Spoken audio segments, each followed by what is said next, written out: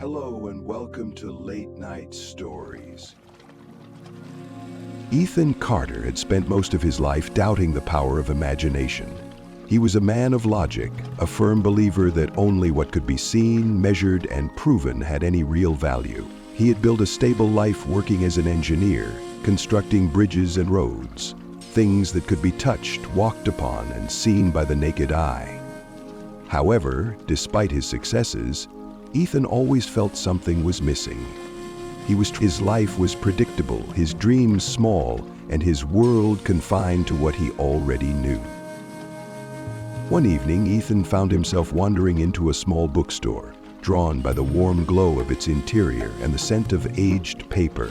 He had no particular interest in books beyond technical manuals, but something about this store felt different. As he browsed the shelves, an old man behind the counter smiled at him. "Looking for something special?" the man asked, his eyes twinkling with curiosity. Ethan hesitated before replying, "I don't know, just browsing."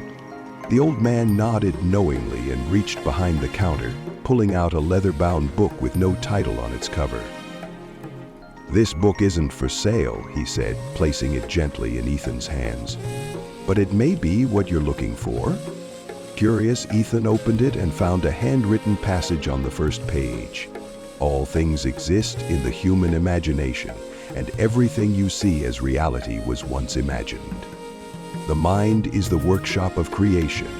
What you persist in imagining, you bring to life." Ethan scoffed. "Sounds like wishful thinking." The old man chuckled. "Perhaps. But humor me.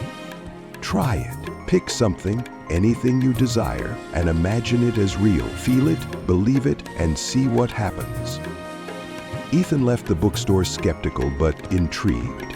That night he sat in his dimly lit apartment and decided to test the idea. He wanted something small, something harmless, a red feather. A peculiar choice, but one he figured was obscure enough that if he did come across it, it couldn't just be coincidence.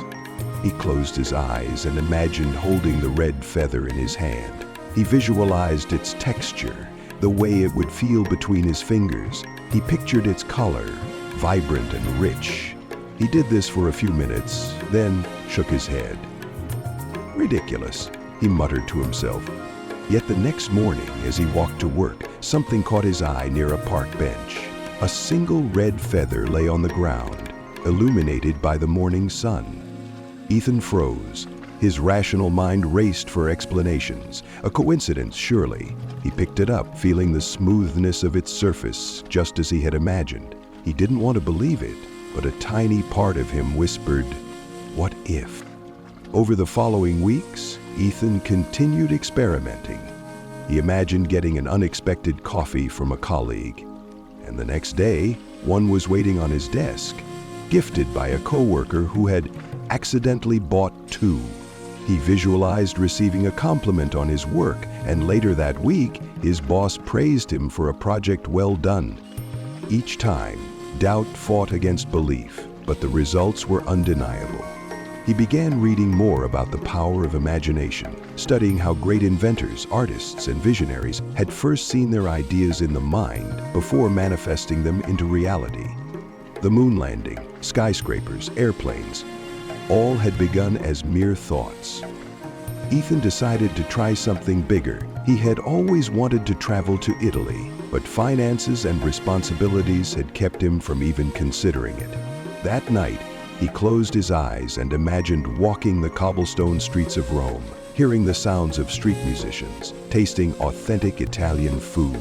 He felt the excitement, the joy, as if he were already there.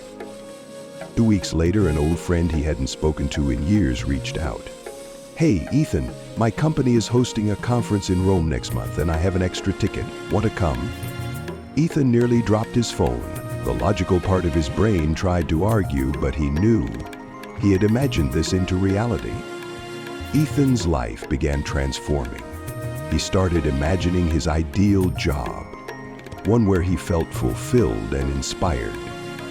Within months, he was offered a position at a company known for its innovative and creative projects.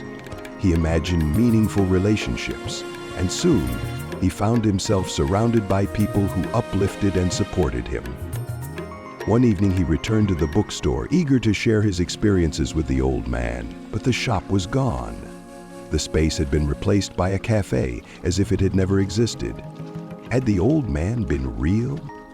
Or had he simply been the personification of the very lesson Ethan needed to learn?